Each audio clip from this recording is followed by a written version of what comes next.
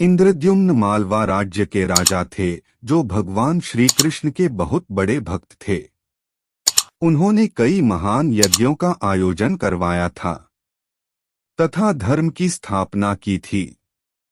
भगवान श्री कृष्ण की मृत्यु के कुछ वर्षों के पश्चात एक दिन भगवान जगन्नाथ श्री कृष्ण के रूप ने इंद्रद्युम्न को स्वप्न में दर्शन दिए तथा बताया कि नीलांचल पर्वत पर आदिवासी जनजाति का राजा विश्वप्सु रहता है।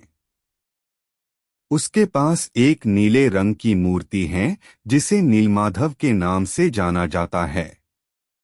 तुम उसे प्राप्त करो तथा एक विशाल मंदिर का निर्माण करवाकर उसमें मेरी मूर्ति स्थापित करो।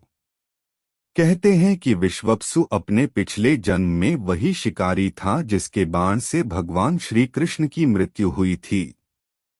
जिस नीले रंग की मूर्ति की वह पूजा करता था वह कुछ और नहीं बल्कि भगवान कृष्ण का हृदय था, जो उनके अंतिम संस्कार के बाद भगवान श्री कृष्ण के आदेश पर अर्जुन ने समुद्र में बहा दिया था तथा कई वर्षों की यात्रा के पश्चात वह समुद्र में बहता हुआ पुरी पहुंच गया था तथा विश्वप्सु को मिला था।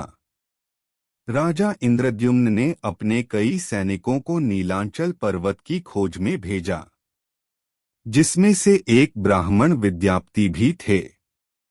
उन्हें आदिवासी राजा विश्वप्सु मिल गए तथा उन्होंने उससे वह मूर्ति दिखाने को कहा, लेकिन उसने मना कर दिया। इसके पश्चात विद्यापति ने किसी तरह से राजा की बेटी ललिता से विवाह कर लिया तथा फिर से अपने ससुर के सामने वही इच्छा प्रकट की।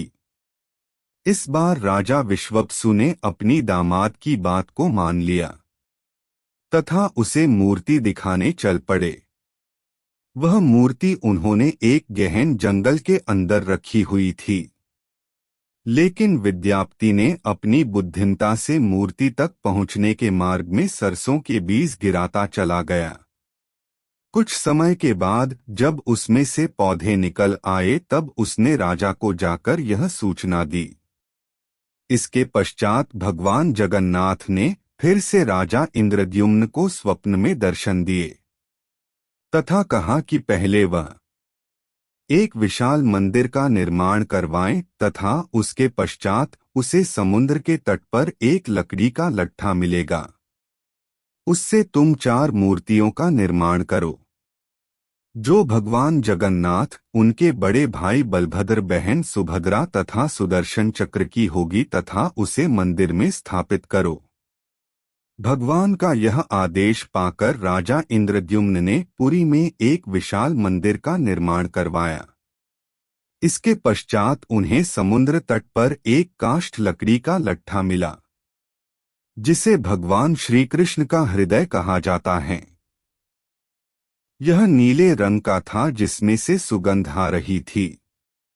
तब राजा इंद्रद्युम्न ने महान शिल्पकार विश्वकर्मा जी की सहायता से इस लट्ठे को मूर्त रूप दिया तथा उन्होंने इससे 4 मूर्तियां बनवाई जो भगवान जगन्नाथ, बलभद्र, सुभद्रा तथा सुदर्शन चक्र की थी। इन सभी मूर्तियों को मंदिर के गर्भगृह में स्थापित किया गया। तब से यह मंदिर सनातन धर्म में एक मुख्य पहचान बन गया। बोलिए दोस्तों, जय श्री जगन्नाथ। मेरे इस चैनल में नए हैं तो वीडियो को लाइक करके चैनल को सब्सक्राइब कर लीजिए ताकि आपको इसी प्रकार की जानकारी मिलती रहे।